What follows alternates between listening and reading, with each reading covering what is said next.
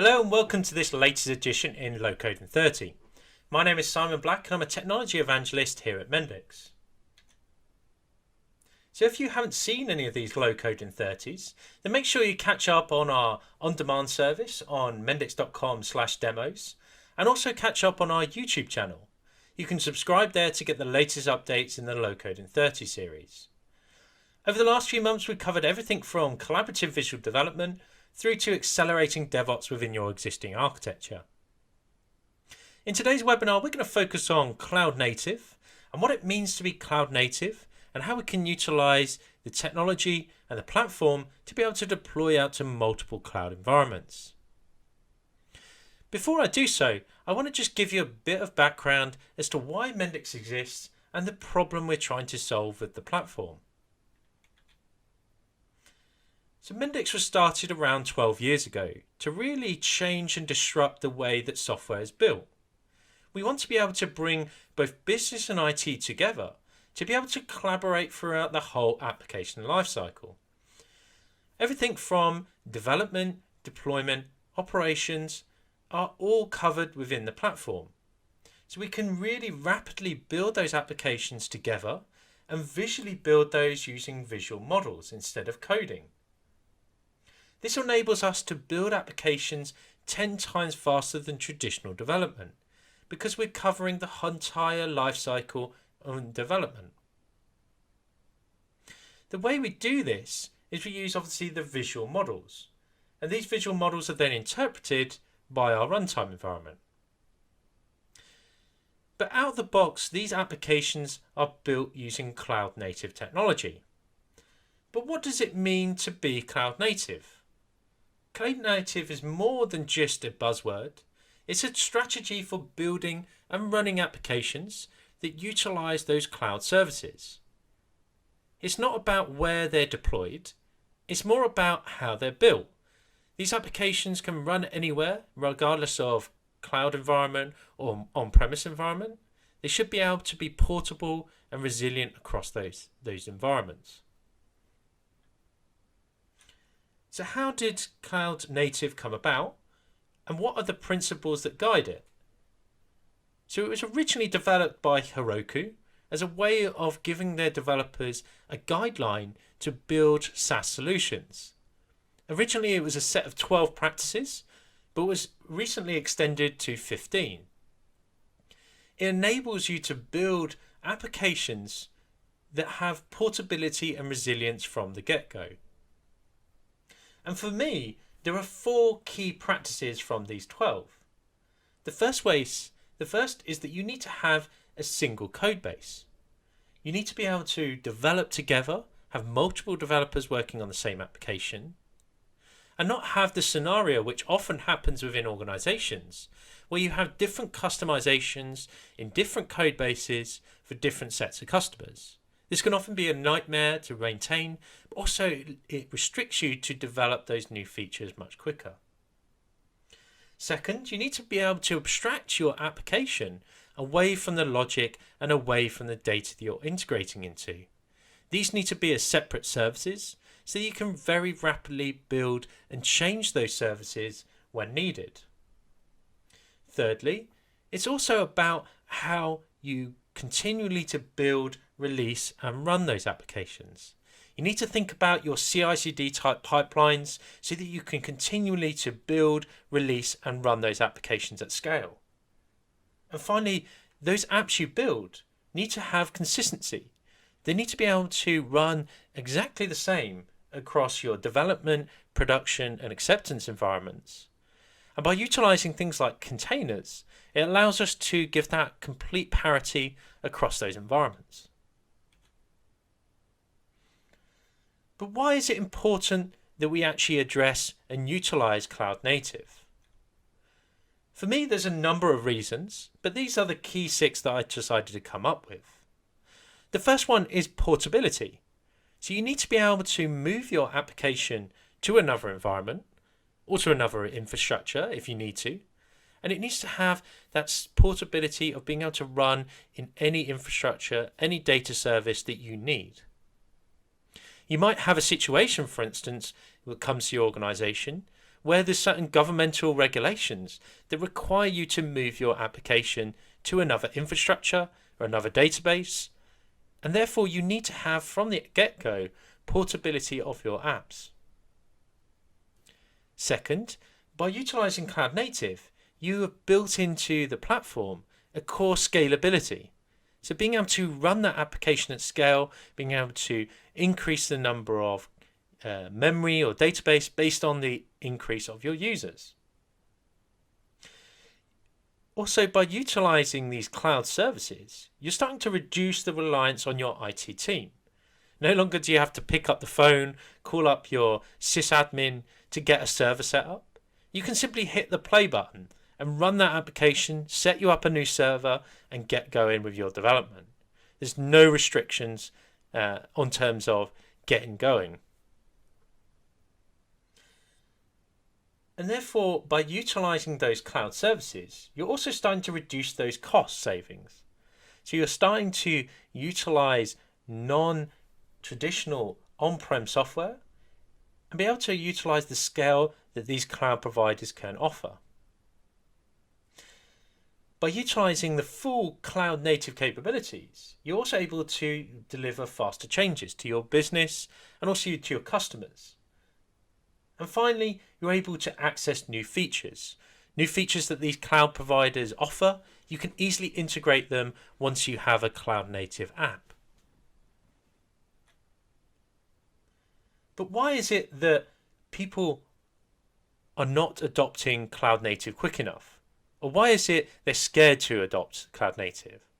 For me, I think there's one big reason, and that's because there is a whole plethora of different technology out there to try and address cloud native. And you need to utilize each of these different services to be able to provide a full cloud native app. And this requires multiple different skills, multiple different personalities to be involved in your team to set these up. Everything from application development through to cloud and orchestration needs to be covered by multiple different teams and multiple different people. And you're not really solving the core problem.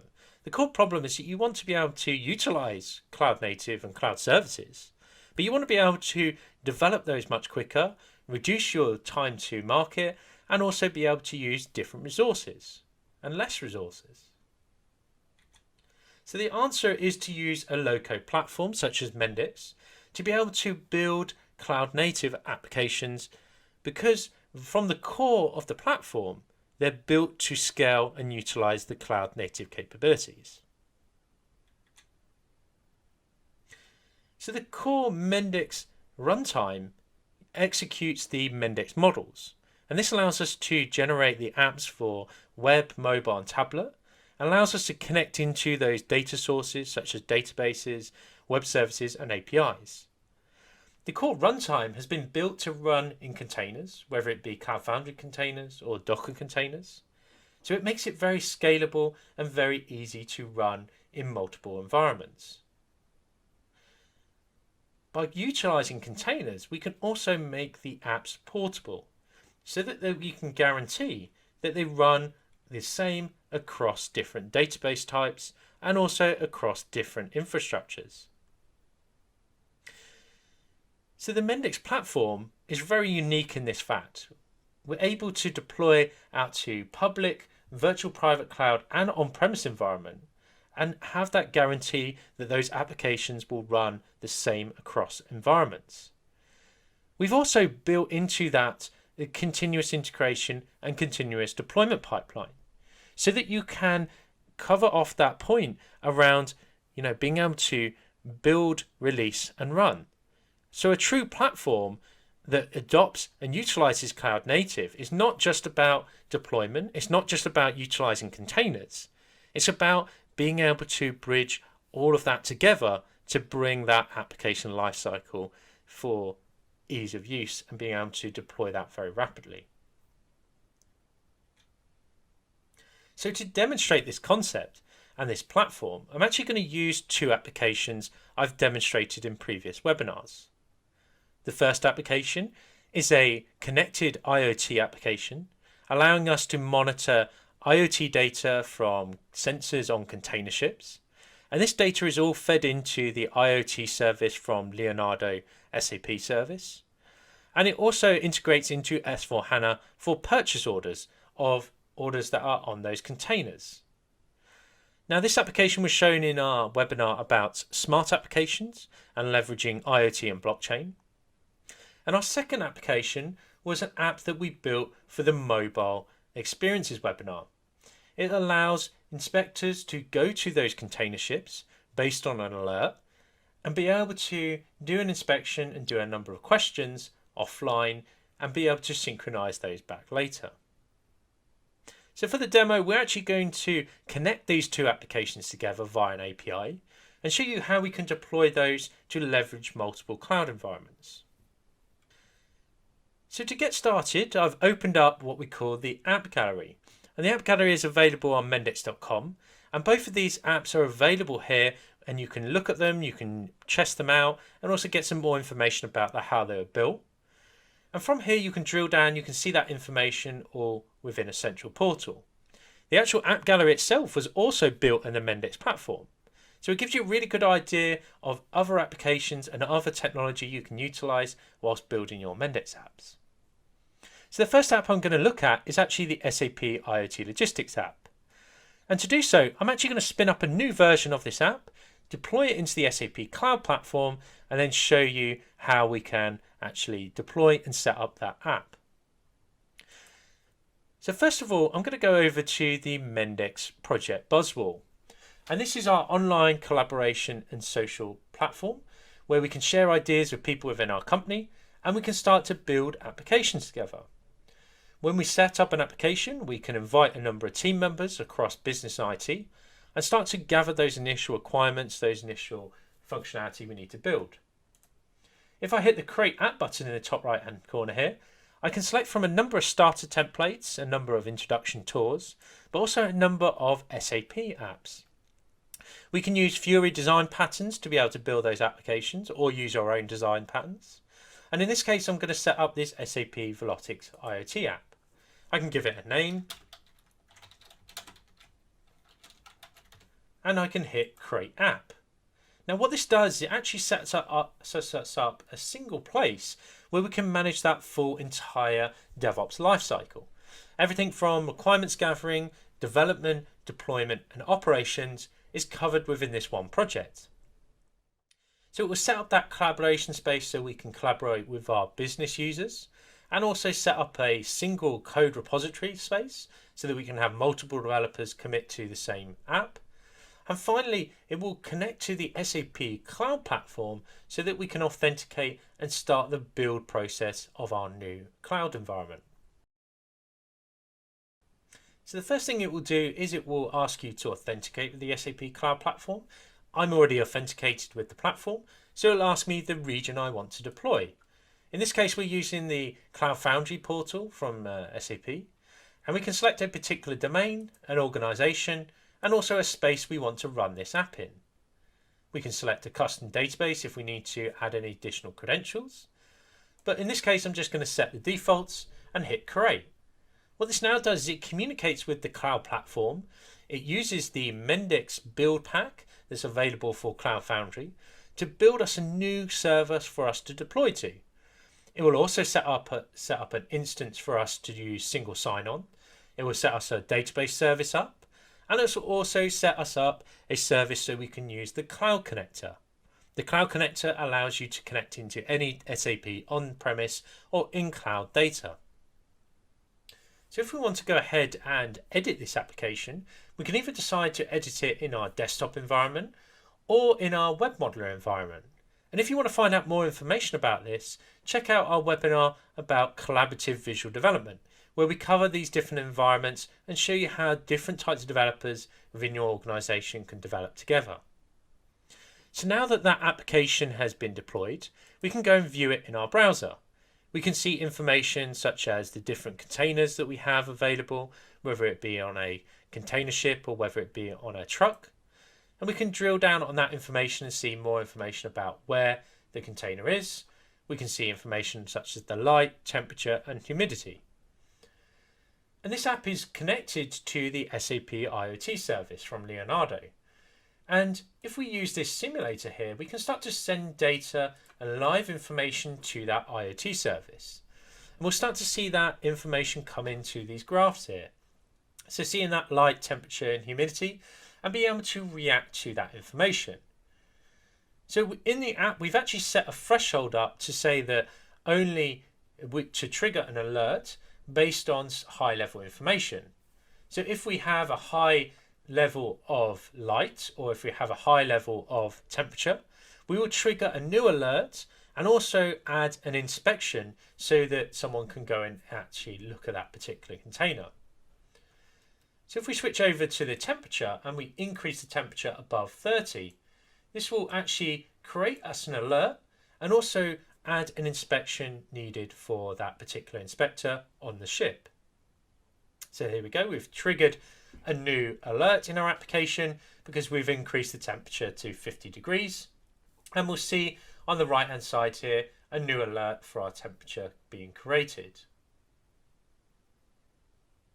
So here we go, so we have the alert now, it's been triggered at 50 degrees. We can turn down the temperature now so that we don't keep triggering new alerts. So in the background, what we've done is we actually created a new inspection so that person can go on the particular container ship, they can view the information and they can change they can actually answer some questions and do some investigation. So that particular application is running on their mobile device here. So this particular app we demonstrated in the mobile experience webinar, and from here we can see a list of different inspections that we need to do on the containers. So these have been generated based on the alerts on the IoT data, and we can drill down on a particular container inspection and view more information about where it was at the time, but also the tasks that we need to perform for this particular inspection. Now, one of the features that we feel we're missing from this particular app is that we might want to have a button here so that we can actually view some more information about this particular alert and also the purchase orders that were included in this particular inspection. So to do so, we've actually already created a web service, a REST service in this case, in this application, so that we can actually integrate and pull the relevant information about the inspection. So things like the temperature, light, humidity, but also the purchase order details that are contained within that ship using S/4HANA from SAP. If we click on the inspections REST service here, this is automatically generated by the Mendix platform. So we use Swagger definitions here to be able to describe the interfaces and APIs that are built using Mendix microflows. So the logic behind this particular API is contained in a Mendix microflow. And we can see the microflow here. We can see that we have an inspection ID, we retrieve the inspection, retrieve an asset, an alert, and finally we then call out to an SAP purchase order system using S/4HANA and using OData as our connection protocol. It will then create some new data combining the purchase order details as well as the alert and inspection information, and then return that as an object data to us. So when we expose and generate that, it will automatically create us this Swagger definition for us. And within here, we can test out the actual API by hitting the try out button here. We can pass it an inspection ID, and we get an example URL and also a response to this service. So to develop that new functionality, we don't need to go and code this particular functionality. We go and model it. And we're going to use the Mendix desktop modeler to do that so that we can build that integration into this API here. So we're going to first copy the request URL so we know what to call. And we're going to go into the desktop modeler here. So when building applications in Mendix, we visually model them and we use three core concepts. The first one I showed you earlier, which is the microflows. This is the way we interpret and create visual logic. The second is the way we create data. And this is what we call a domain model here. So we can see we've got an inspection, we can see we've got a customer and a number of attributes. When we run this application, it will connect to the database of your choice and automatically create the necessary data for you and the database structure. We can also store data in memory. So if you wanted to pull it from your third-party application, you can view it in memory and then be able to remove it when no longer needed. The third concept is the way we build the user interface. So this is what we call the pages, and you can drag and drop and build out what the user is going to see, whether it be on mobile, tablet or web.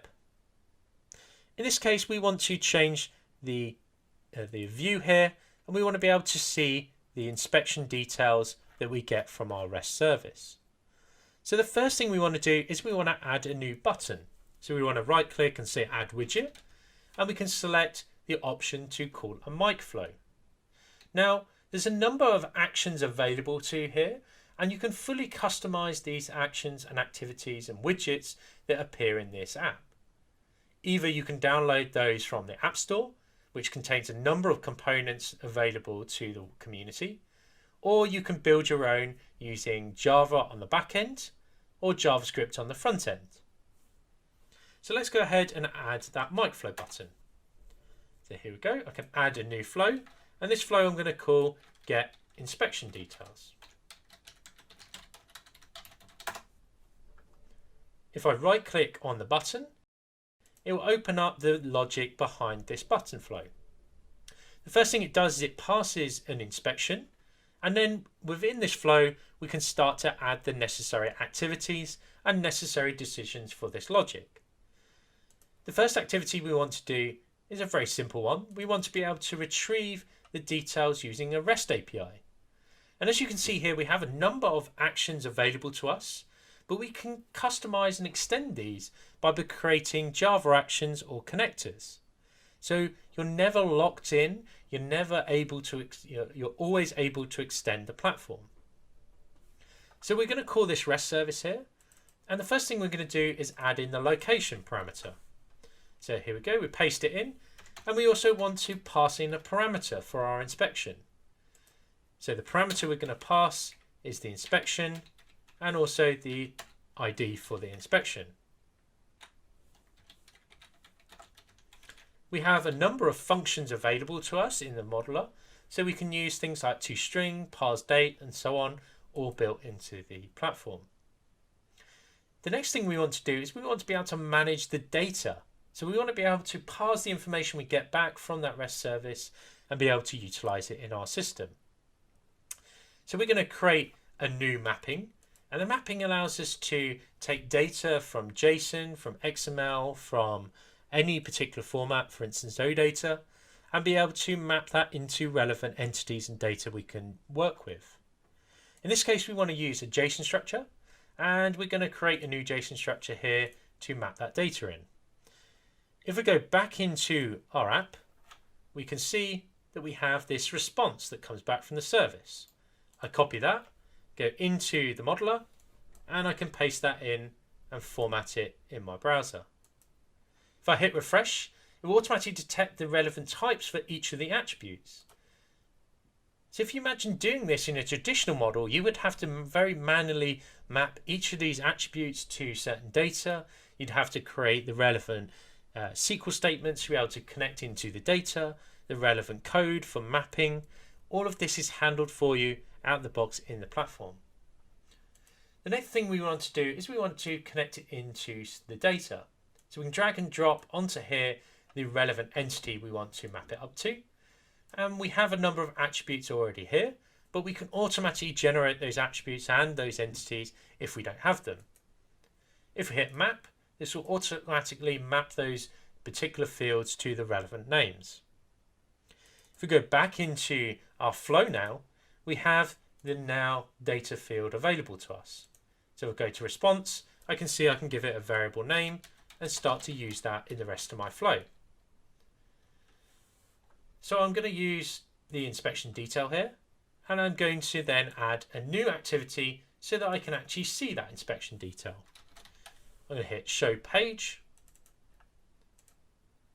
pass the data, and generate a new page so I can see that information. If I right click on this activity, it will take me to the relevant page that's been generated. So I can see all of the data that I've just mapped up now will be available on these screens. If you imagine doing that in traditional development, you would have to code your HTML, create your JavaScript and so on. Very laborious process and very disruptive in terms of being able to build in different environments and different technology, and being able to manage those changes as well. As we're going through the development, the actual platform will check to make sure that you've added security correctly, that you've also made sure your app will run and function correctly. And in this case, it's given me an error because I need to give some user roles to this particular flow. It knows that it appears on a page, so therefore you need to give at least one role access to this particular button. So as we've been going through the development process, the actual app has been monitoring and keeping track of all the changes we've been doing. And this is because Mendix comes with a central repository, a central code base, so that you can actually manage multiple developers, multiple branch lines and so on, and build your app. When you commit those changes back into the central repository, you can tie in certain user stories and requirements that you've been working on. So you can have a consistent feel, consistent experience for everyone that's involved during that development lifecycle. I can add a commit message.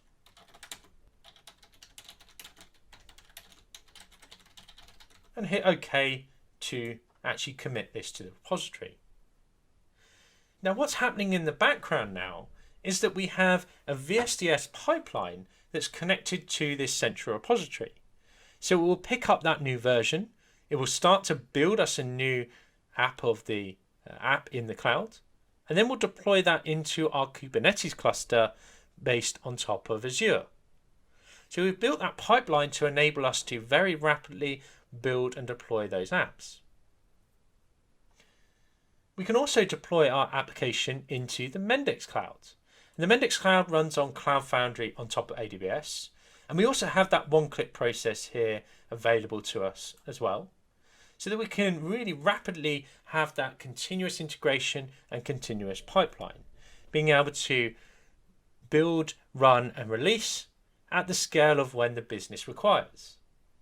So here what it's doing is it's actually doing the same process as we're doing in our VSDS platform. It's building a new version of the package using the build server. It will then allow us to deploy that out to test, acceptance, production. Within each of the environments, we can configure certain settings. So things like the number of instances, the number of plans, and so on. And if we hit this change scaling, we can easily scale out the number of instances and number of memory that we're utilizing for this app. So we're horizontally and vertically scaling this at ease because we're using container-based technologies and the Cloud Foundry platform to allow us to give that scalability.